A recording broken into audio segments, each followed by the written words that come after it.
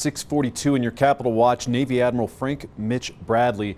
He's going to brief lawmakers today on recent Caribbean strikes, and Defense Secretary Pete Hegseth says Bradley ordered multiple strikes on a drug-carrying boat in September. Now, this isn't the only issue facing Hegseth right now. A report on his use of the Signal app earlier this year, it's expected to be released today. So let's go live to Scripps News Group national correspondent Joe St. George. And Joe, as it stands, does Hegseth still have the trust of President Trump and Republicans on Capitol Hill? Two different questions to some degree. Does he have the trust of the White House? Absolutely. The president seems to be standing by his Secretary of War, Secretary of Defense, Pete Hegseth. Republicans on Capitol Hill, though, have been a bit more skeptical. They've been asked the question, do you still support the Secretary?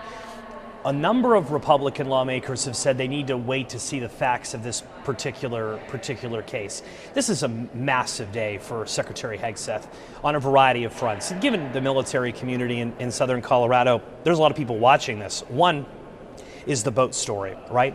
Remember, it's not so much the initial strike on September 2nd that's a source of controversy. It's whether or not there was a follow-up strike. And were there survivors of that initial strike? Was a kill order given? The Washington Post, in their initial reporting, said it was Hegseth who gave the order to basically have no survivors.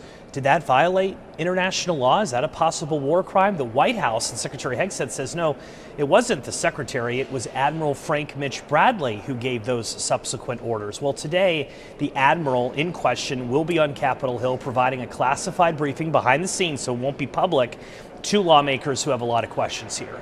How lawmakers emerge from that, I think, is going to be so important. Do they still have more questions?